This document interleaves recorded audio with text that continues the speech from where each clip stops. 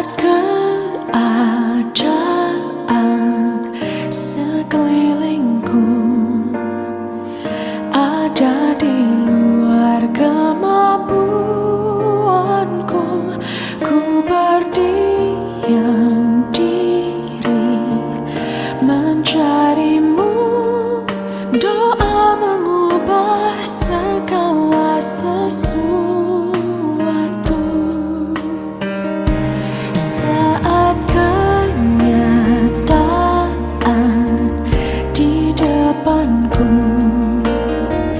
mengecewakan perasaanku, ku menutup mata memandangmu, sebab doa mengubah segala sesuatu. Doa orang benar bila didoakan dengan yakin besar kuasanya.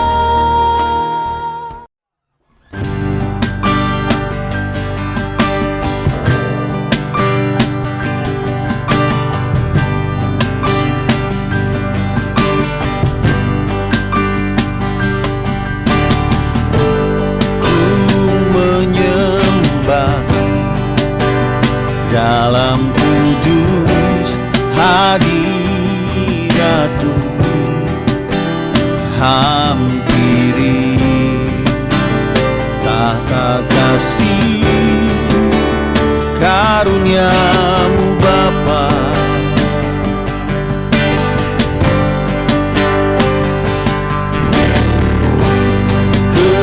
Kekuatanku hanya dalam hadirat-Mu, Yesusku. Hanya Kaulah segalanya.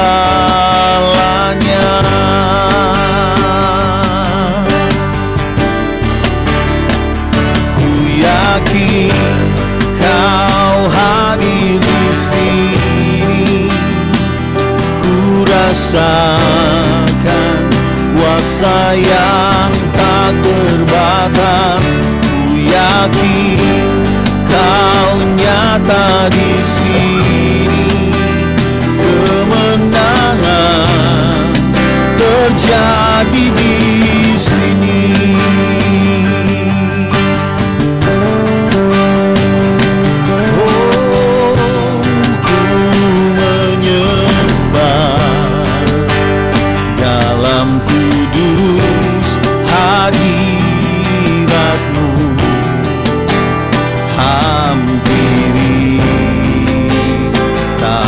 Kasih karunia-Mu Bapa.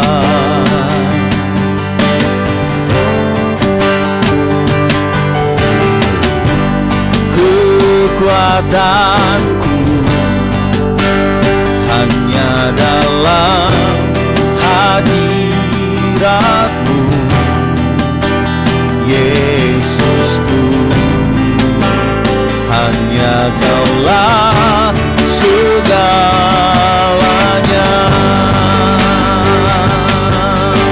Oh, ku yakin Kau hadir di sini, ku rasakan kuasa yang tak terbatas. Ku yakin Kau nyata di sini, kemenangan terjadi di sini. Ku yakin Kau hadir di sini, ku rasakan kuasa yang tak terbatas. Ku yakin Kau nyata di sini, kemenangan terjadi di sini. Kami percaya Kau hadir di tengah-tengah kami. Oh, ku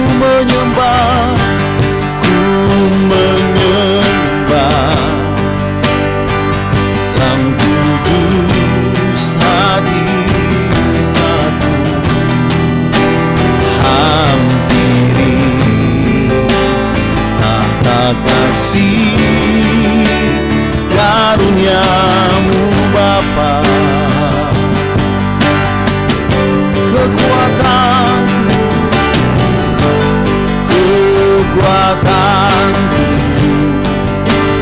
hanya dalam hadirat-Mu, Yesusku.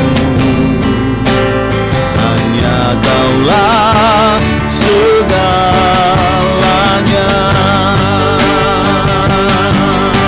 Kami percaya, oh ku yakin Kau hadir di sini.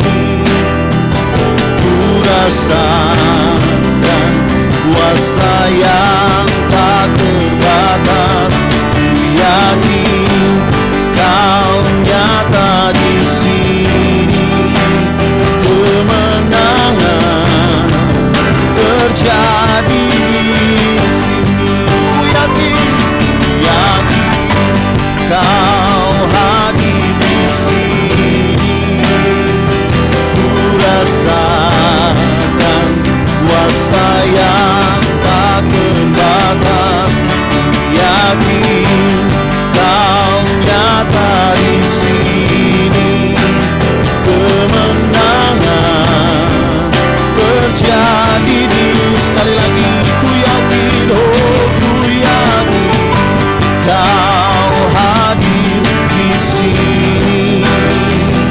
Ku rasakan kuasa yang tak terbatas.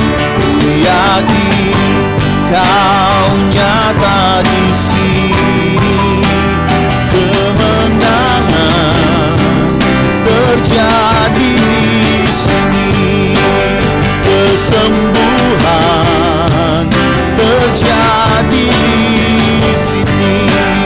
Kelepasan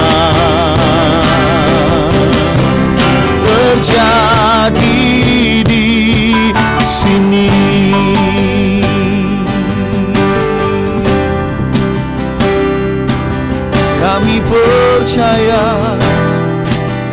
Kami percaya ada kemenangan, ada kelepasan terjadi di sini.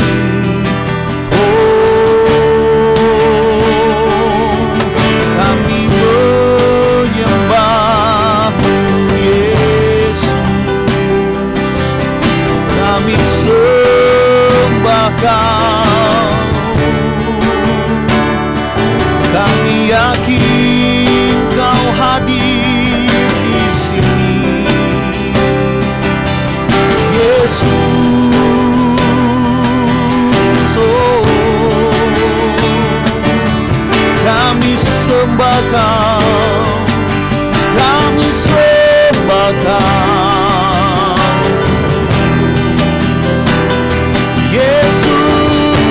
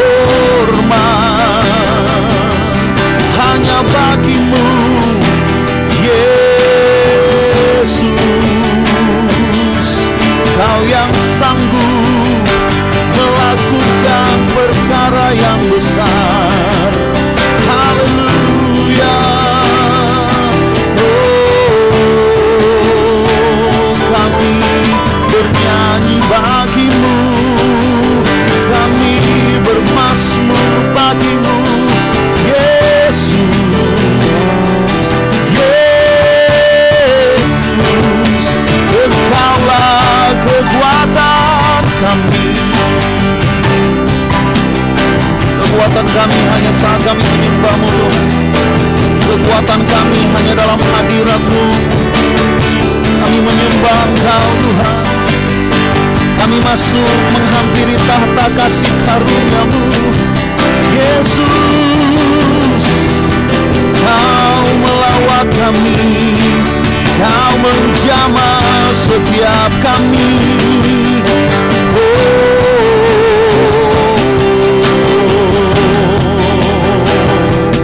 Yesus,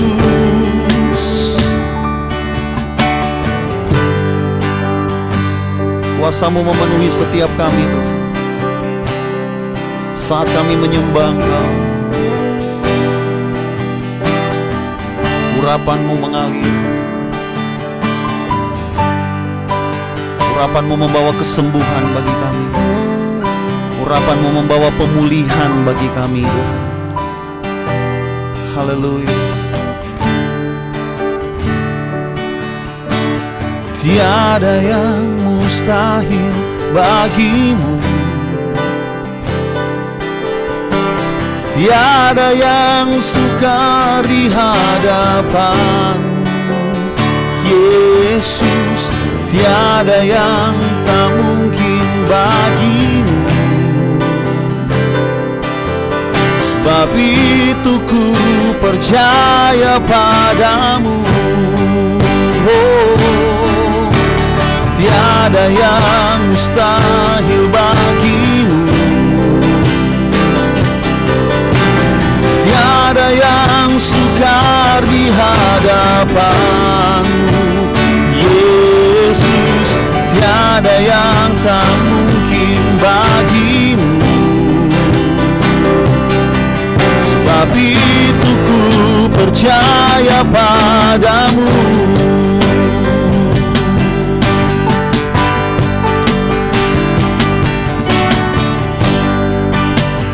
Terima kasih Tuhan. Kekuatanku, sukacitaku saat ku menyembah-Mu. Pengharapanku, penolongku, hanya Kau-lah Bapa-Ku. Ku rindu kuasa-Mu nyata di hidupku. Katakan, tiada yang mustahil bagi-Mu. Tiada yang sukar di hadapan-Mu. Yesus, tiada yang tak mungkin bagi-Mu. Sebab itu ku percaya padamu. Kekuatan kami hanya saat kami datang kepada-Mu. Kekuatanku, sukacitaku saat ku menyembah-Mu.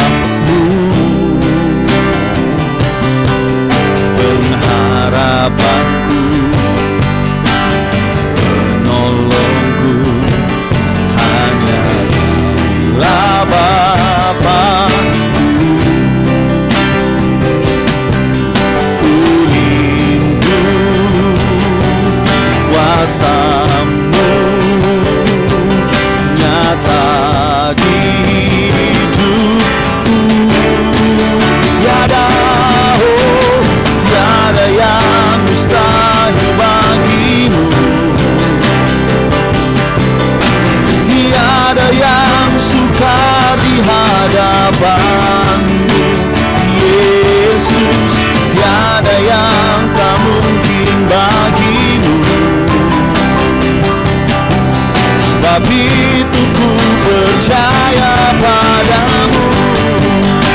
Oh, tiada yang mustahil bagi-Mu. Tiada yang sukar di hadapan-Mu.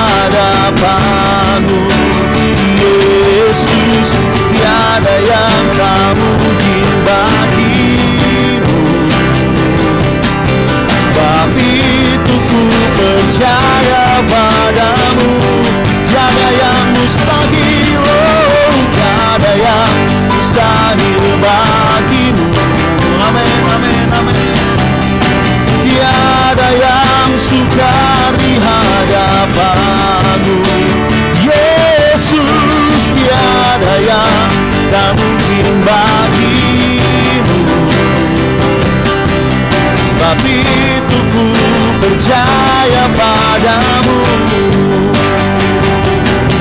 Sebab itu ku percaya padamu. Sebab itu ku percaya padamu.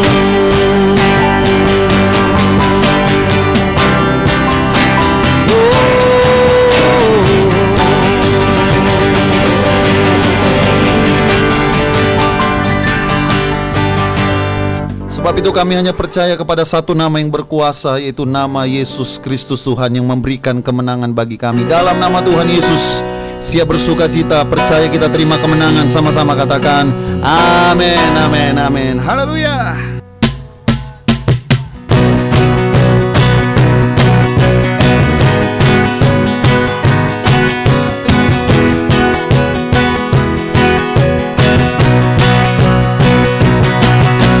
Tak terbayang kebesaran-Mu dan tak terbanding kekuatan-Mu, Tuhan.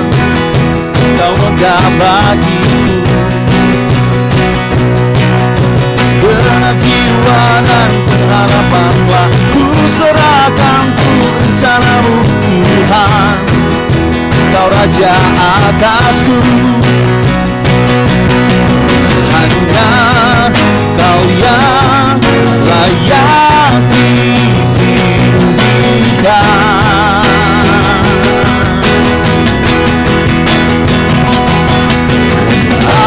Ajaib Kau Tuhan, agung dan perkasa. Kau sumber kemenanganku, layak berkuasa, meminta selamanya. Yesus, Kaulah Raja mulia. Sama-sama katakan, tak terbayang kebesaran-Mu dan tak terbanding kekuatan-Mu, Tuhan. Kau megah bagiku segenap jiwa dan pengharapan telah ku serahkan untuk rencana-Mu, Tuhan. Kau Raja atasku, oh, hanya Kau yang layak ditinggikan. Oh, oh, oh, oh, ajaib Kau Tuhan, agung dan perkasa. Kau sumber kemenanganku, layak berkuasa, memerintah selamanya. Yesus, Kaulah Raja mulia.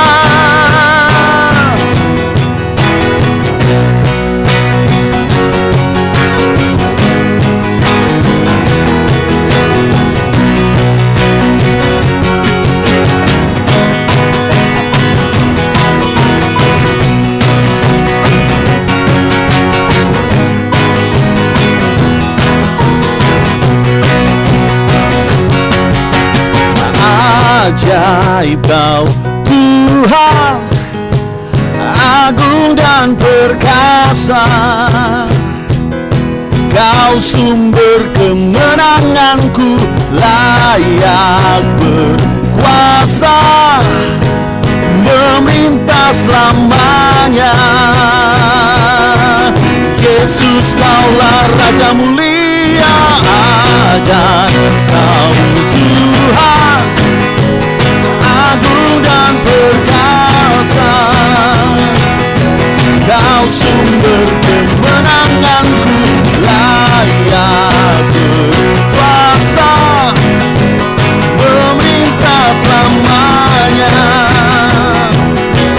Yesus, Kaulah Raja mulia.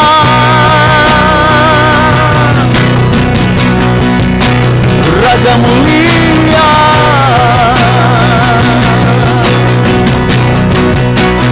Raja mulia.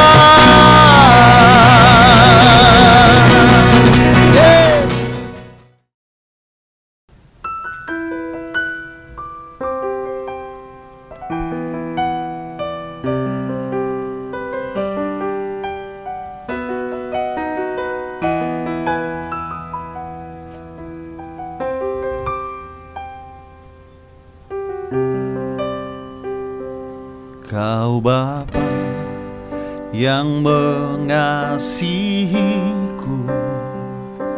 Kuasa-Mu memulihkanku, hati yang baru Kau berikan, untukku dapat melihat rencana-Mu indah bagiku. Kau ada di setiap jalanku, hatiku haus dan lapar akan Engkau. Kaulah segalanya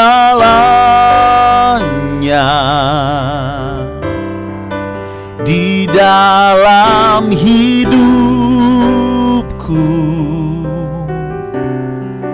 Kerajaan-Mu, kebenaran-Mu, itu bagianku.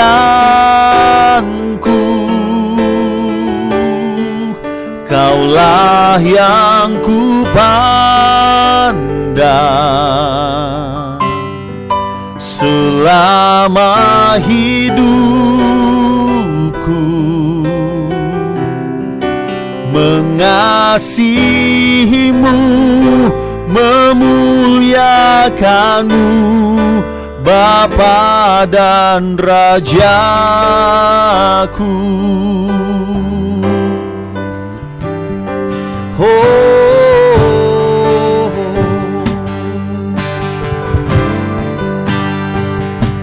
Kau Bapa yang mengasihiku, kuasa-Mu memulihkanku, hati yang baru Kau berikan, untukku dapat melihat rencana-Mu indah bagiku. Kau ada di setiap jalanku, hatiku haus dan lapar akan Engkau. Kaulah segalanya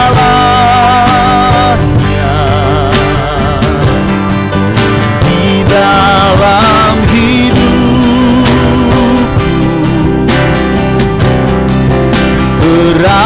Kerajaan-Mu, kebenaran-Mu, itu bagianku. Kaulah yang kupandang selama hidupku. Mengasihi-Mu, memuliakan-Mu, Bapa dan Rajaku. Kaulah segalanya, Kaulah segalanya di dalam hidupku. Kerajaan-Mu, kebenaran-Mu, itu bagianku.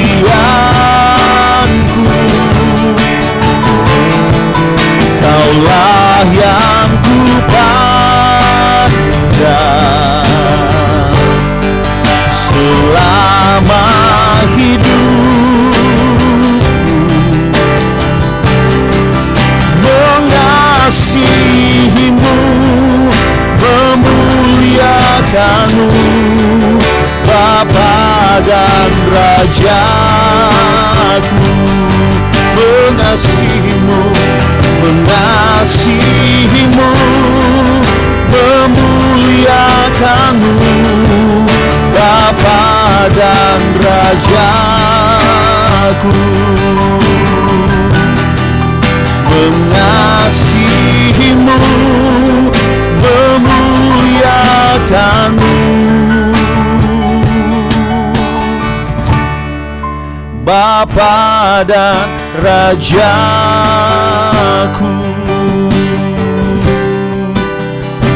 Mengasihimu Tuhan, oh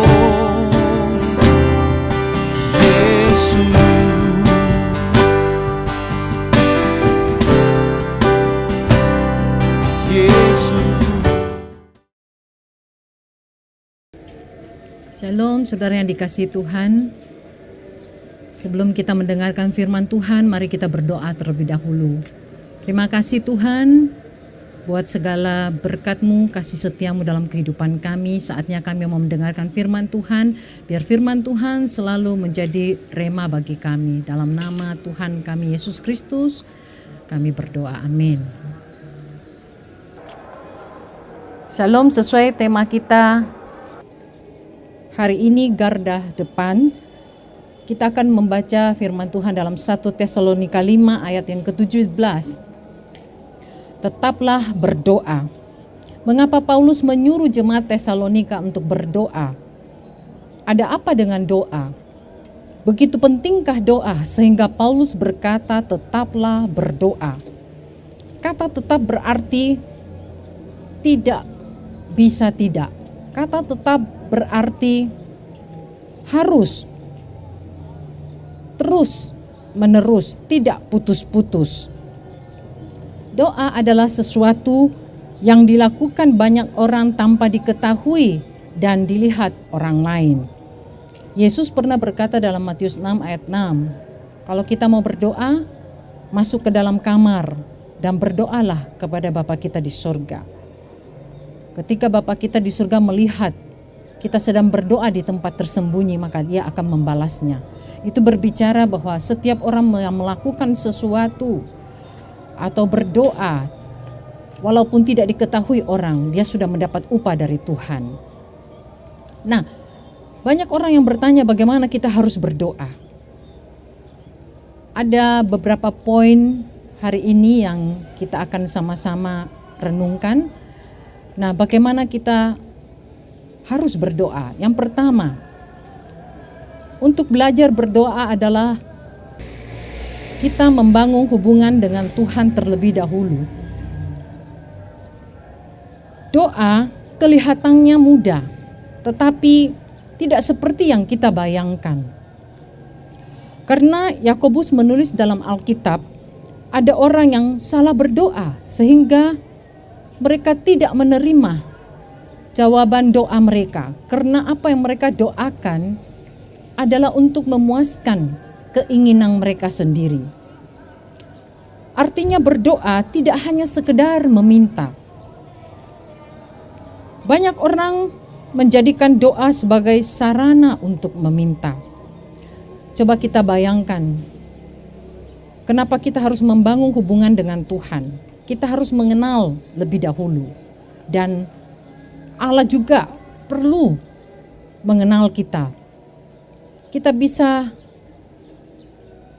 bayangkan andai kata kita datang meminta sesuatu kepada orang yang tidak kita kenal. Bagaimana rasanya? Tentu kita merasa malu. Begitupun orang yang diminta, dia juga akan bingung dan melihat orang ini tidak dikenal, tapi tiba-tiba datang meminta ini itu. Karena itu saudara yang dikasihi Tuhan, bagaimana kita membangun hubungan dengan Tuhan ini penting, sehingga kita saling mengenal dan kita percaya ketika kita punya hubungan yang baik dengan Tuhan, tanpa kita meminta, Tuhan sudah tahu apa yang menjadi kebutuhan kita dan Dia akan menyediakan bagi kita. Itu yang pertama saudaraku. Yang kedua adalah kita berdoa dengan yakin. Di dalam Yakobus 5 ayat 16b berkata, doa orang benar bila dengan yakin didoakan sangat besar kuasanya. Apa maksud orang yang benar di sini? Orang benar berbicara tentang kondisi personil ketika orang itu berdoa. Dia sudah memohon pengampunan kepada Tuhan sebelum dia berdoa. Ini penting karena ketika Yesus mengajar murid-muridnya berdoa, dia katakan, ampunilah segala kesalahan kami. Ya, seperti kami juga mengampuni orang yang bersalah kepada kami. Ketika berdoa, ya, kita tidak tahu apa kesalahan kita. Dan manusia itu rentang dengan kesalahan. Karena itu cara yang disebut orang yang benar berdoa adalah seperti ini. Kemudian menyadari dan mengakui dosa atau kesalahannya. Saya mengambil contoh dalam Lukas 18 tentang pemungut cukai yang datang ke bait Allah berdoa.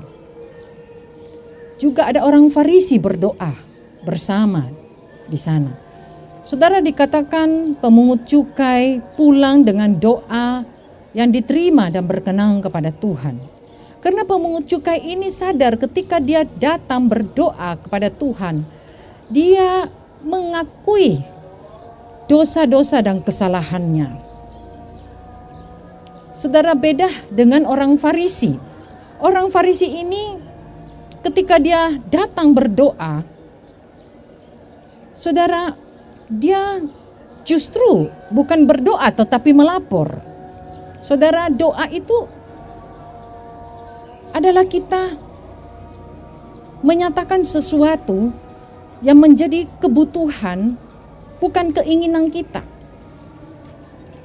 Dan saudara, orang Farisi ini datang dan dia berkata, saya tidak seperti pemungut cukai itu, saya bukan perampok, ya, saya bukan orang lalim dan sebagainya. Saudara dikasihi Tuhan, saya mau katakan bahwa pemungut cukai ini dengan doa yang seperti itu dibenarkan oleh Tuhan. Kita dipanggil untuk berdoa bukan untuk melapor.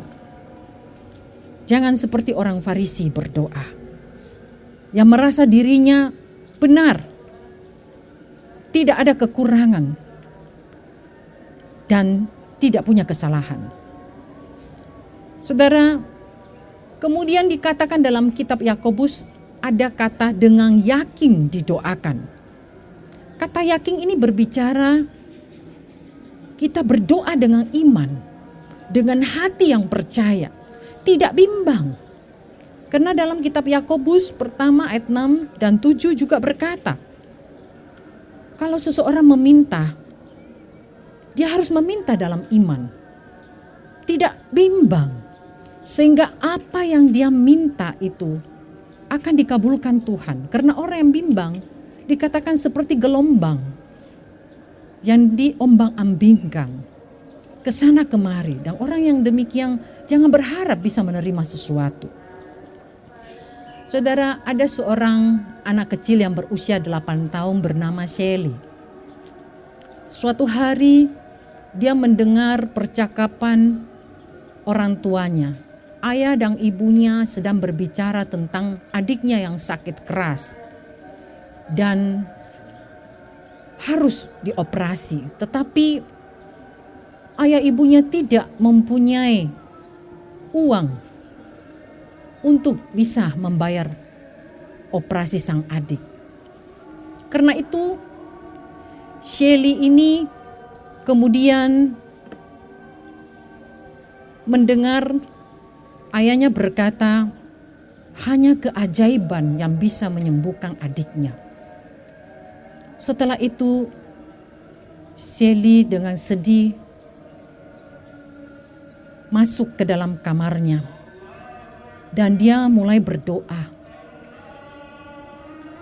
Setelah dia berdoa, dia mengambil celengan yang tersembunyi dan mengeluarkannya. Dia mulai membuka celengan itu dan dia mulai menuangkan di lantai. Dan dia mulai menghitung uang tabungannya itu. 3 kali dia hitung dengan cermat. Setelah itu dia berkata dalam dirinya, aku akan membeli keajaiban itu. Dan dia berlari keluar rumah, pergi ke toko obat di sudut jalan. Sampai di sana, dia mencoba untuk mencari perhatian dari apoteker yang ada di toko obat itu.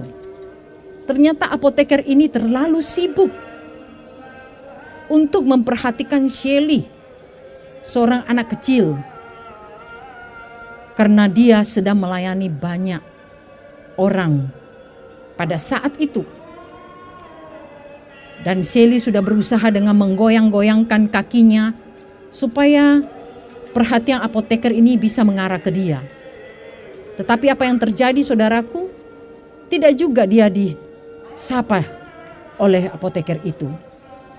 Akhirnya Shelley ini membawa uang tabungannya ini dan kemudian dia menumpahkan di atas etalase toko obat itu. Apoteker ini kaget dan dia bertanya kepada Shelley, apa yang kamu perlukan? Kemudian Shelley berkata, aku mempunyai seorang adik yang sakit keras. Dia membutuhkan operasi. Aku mempunyai uang dan aku mau membeli keajaiban. Apoteker ini dengan marah berkata, di sini tidak jual keajaiban. Maaf, kamu salah alamat. Dan saudara, pada saat seperti itu, tiba-tiba seorang pria berpakaian rapi menghampiri Shelley. Setelah mendengar sedikit percakapan antara Shelley dengan apoteker itu, pria itu bertanya kepada Shelley, dan dia berkata, keajaiban seperti apa yang kamu butuhkan? Dan dia mulai menceritakan kepada pria ini bahwa adiknya sakit parah, harus dioperasi. Dia mempunyai uang untuk membeli keajaiban itu. Dan pria ini berkata, berapa jumlah uangmu? Dia berkata, $1.11. Pria ini berkata, kebetulan, bawalah saya kepada adikmu dan kepada orang tuamu. Akhirnya orang ini pergi menemui orang tua dan adik Shelley ini. Ternyata dia adalah Dr. Kelton Armstrong, seorang ahli bedah yang terkenal. Dan akhirnya tanpa biaya, dia mengoperasi adik Shelley ini. Dan bisa dibayangkan, orang tuanya terus bersyukur. Karena mereka berpikir berapa biaya yang mereka harus bayar jika mereka harus membeli, jika mereka harus benar-benar membayar biayanya. Makanya Shelley ini dengan tersenyum, dia bersyukur dan dia hanya tahu keajaiban itu dibeli dengan $1.11 dan dengan keyakinan doanya. Saudara yang dikasihi Tuhan, seperti saat ini juga, mungkin kita banyak masalah persoalan yang harus kita pergumulkan, dalam doa. Tetapi kita harus percaya satu hal, bahwa ketika kita berdoa dengan yakin, Tuhan akan menolong kita, mendengar doa kita. Dan sebuah keajaiban akan terjadi. Yang ketiga, berdoa dengan sungguh-sungguh. Dalam Yakobus 5 ayat 17 dikatakan, Elia adalah manusia biasa seperti kita, tetapi dia telah berdoa bersungguh-sungguh supaya hujan tidak turun. Dan benar hujan tidak turun selama 3 tahun dan 6 bulan. Kemudian Elia berdoa lagi. Dan akhirnya hujan turun. Saudara, berbicara berdoa dengan sungguh-sungguh, ini berbicara tentang sikap dalam berdoa. Serius. Ketika kita berdoa, kita harus berdoa dengan serius, saudaraku. Ada orang berkata, yang penting saya sudah berdoa. Terserah Tuhan mau jawab apa tidak. Tapi saya mau katakan saudara, berdoa dengan sungguh-sungguh tidak seperti itu. Elia dikatakan ketika dia mau berdoa untuk hujan turun kembali, saudaraku. Itu sampai 7 kali. Ketika dia baru berdoa, dia tanya kepada bujangnya, pergi lihat. Dan bujangnya pergi melihat ke langit. Baru ada awan hitam sebesar telapak tangan saja. Tetapi itu tidak membuat surut Elia untuk betul-betul berdoa lebih serius lagi. Dan akhirnya benar, saudaraku. Hujan kemudian turun dengan derasnya. Elia hanya 1 orang saja yang berdoa dengan sungguh-sungguh. Dia mampu untuk bisa menahan hujan turun ke bumi. Dan juga ketika dia berdoa dengan sungguh-sungguh, maka hujan turun ke bumi. Itu baru 1 orang yang berdoa dengan sungguh-sungguh. Bagaimana kalau 5 orang, 10 orang, atau 100 orang yang sama-sama berdoa dengan sungguh-sungguh? Apa yang akan terjadi? Pasti dahsyat. Walaupun pada saat sekarang ini kita tidak bisa mungkin berdoa berkumpul bersama-sama dalam jumlah banyak orang. Tetapi saya yakin dan percaya setidak-tidaknya kita bisa berdoa bersama-sama. Janji yang berdoa dengan topik yang sama, yaitu saudaraku, di mana supaya pandemi COVID-19 ini bisa cepat berhenti. Dan mungkin pada jam yang sama kita bisa berdoa. Saudara, semua orang percaya dipanggil untuk berdoa. Tetapi tidak semua orang dipanggil menjadi pendoa syafaat. Hari ini saya mau menjelaskan bahwa dokter dan tim medis disebut-sebut sebagai orang yang berada di garda depan.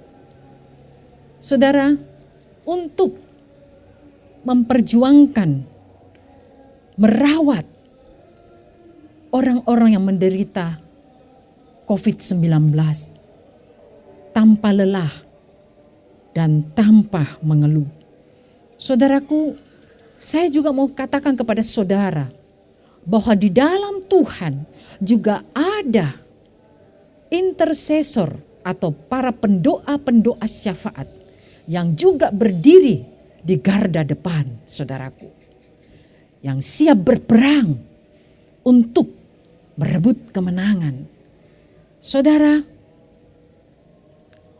ini yang keempat, yaitu mereka harus masuk dalam doa peperangan. Sebagai orang awam yang berdoa, saudaraku, atau orang percaya, mungkin kita cukup 3 poin ini, yaitu membangun hubungan dengan Tuhan, berdoa dengan yakin, berdoa dengan sungguh-sungguh. Tetapi sebagai seorang pendoa syafaat tidak cukup 3 poin ini. Dia harus masuk dalam doa peperangan. Karena saudaraku, iblis bekerja dalam kegelapan. Dan apa yang dilakukannya tidak terlihat oleh mata. Dan ini berbicara, saudaraku, satu peperangan di alam roh. Seperti Efesus 6 ayat 10 berkata, peperangan kita bukan melawan darah dan daging. Pengetahuan tentang peperangan rohani dan strateginya memang sangat penting, harus diketahui oleh seorang pendoa syafaat. Saudara yang dikasihi Tuhan, pendoa syafaat adalah pejuang-pejuang di garis terdepan. Sehingga mereka disebut seperti pengintai yang selalu mengintai, melihat situasi. Mereka harus berperang untuk mengubah iklim rohani yang mungkin dipengaruhi oleh iblis. Saudaraku, sehingga iklim itu bisa berubah. Nah, ini yang harus mereka pergumulkan dalam doa, yang harus mereka perangi, sehingga situasi kondisi itu bisa berubah, saudaraku. Makanya benar seperti dikatakan di kitab Yesaya bahwa para pendoa syafaat itu ditempatkan di atas tembok-tembok Yerusalem seperti pengintai, saudaraku.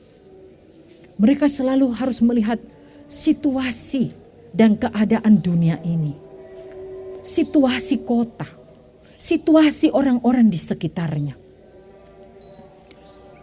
Dan saudara, memang kita ditentukan sebagai umat pemenang. Karena itu kita harus berperang. Kadang-kadang Tuhan izinkan kita masuk dalam sebuah peperangan rohani, supaya kita bisa merebut kemenangan itu. Peperangan rohani itu sudah terjadi, saudaraku, dari awalnya, di mana malaikat berperang dengan iblis, Lucifer dan pengikut-pengikutnya, saudaraku. Dan malaikat Mikael pada saat itu berperang, saudaraku. Dan juga Tuhan Yesus, kita melihat dia juga sudah menang lewat kebangkitannya atas kuasa iblis, di mana dia terus mengalami peperangan rohani. Iblis ingin untuk mengalahkan dia. Sejak dia lahir, saudaraku, diburu-buru, ingin dibunuh. Dan sampai dia melayani pun, saudaraku, iblis tidak henti-hentinya mencobai dia. Tetapi saudaraku, tidak satu kesalahan yang bisa didapati oleh iblis di dalam kehidupan Yesus Kristus. Karena itu hari ini saya mau katakan, saudaraku, pentingnya pendoa syafaat di dalam gereja Tuhan sebagai orang yang berdiri di garda depan, yang harus berjuang karena Tuhan memakai gerejanya untuk mengubah semua situasi dunia ini lewat peperangan rohani. Dan pendoa-pendoa syafaat adalah partner Tuhan dalam pekerjaan Tuhan, sehingga situasi dunia ini bisa berubah. Yang tadinya tidak bagus, ada di bawah tekanan iblis, baik itu ekonomi, rumah tangga, dan juga sakit penyakit yang mungkin sedang dialami oleh sebagian orang. Tetapi kita percaya, lewat doa, tidak ada yang tidak mungkin bagi Tuhan. Semua bisa terjadi. Kita pun bisa mengalami dan memperoleh keajaiban. Seperti cerita tadi, sebuah kisah nyata di mana keajaiban itu bisa diperoleh. Terima kasih. Kiranya renungan hari ini bisa memberkati kita semua. Tuhan Yesus memberkati kita. Saudaraku, ibadah kita sudah selesai. Kita akan sama-sama menerima berkat Tuhan. Mari kita sama-sama mengangkat tangan kita. Biarlah damai sejahtera Allah yang melampaui segala akal itu akan memelihara hati dan pikiranmu. Dan kasih Tuhan Yesus Kristus yang tidak pernah berubah akan menjadi bagianmu. Pengurapan kekuatan penghiburan dari Roh Kudus akan menuntun kita dari sekarang sampai selama-lamanya. Amin.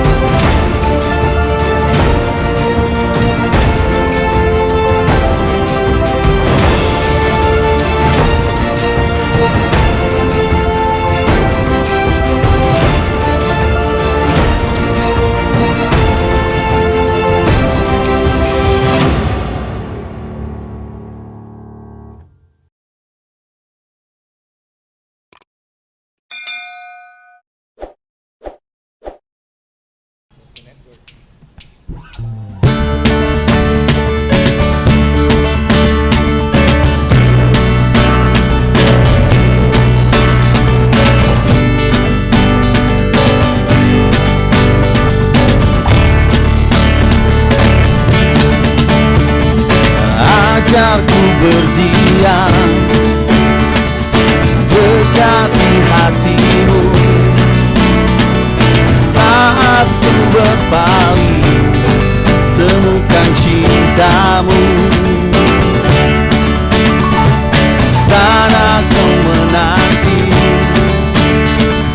ku bawa ku lagi, bersekutu dalam damai yang sejati. Oh, ku damba hadirmu. Oh, inilah rinduku,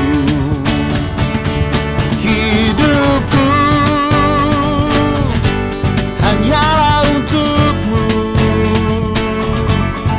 Segenap hatiku kagum akan kebaikanmu, dan nafasku menceritakan kasihmu. Ajarku berdiam dekat di kakimu. Hidupku, hidupku hanyalah untukmu. Segenap hatiku kagum akan kebaikanmu, dan nafasku menceritakan kasihmu. Ajarku berdiam dekat di kakimu. Sekali lagi, hidupku, hidupku hanyalah untukmu. Segenap hatiku kagum akan kebaikanmu, dan nafasku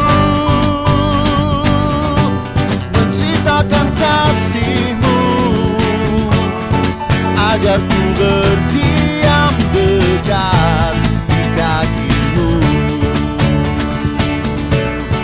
Ajarku berdiam dekat di kakimu. Oh, oh.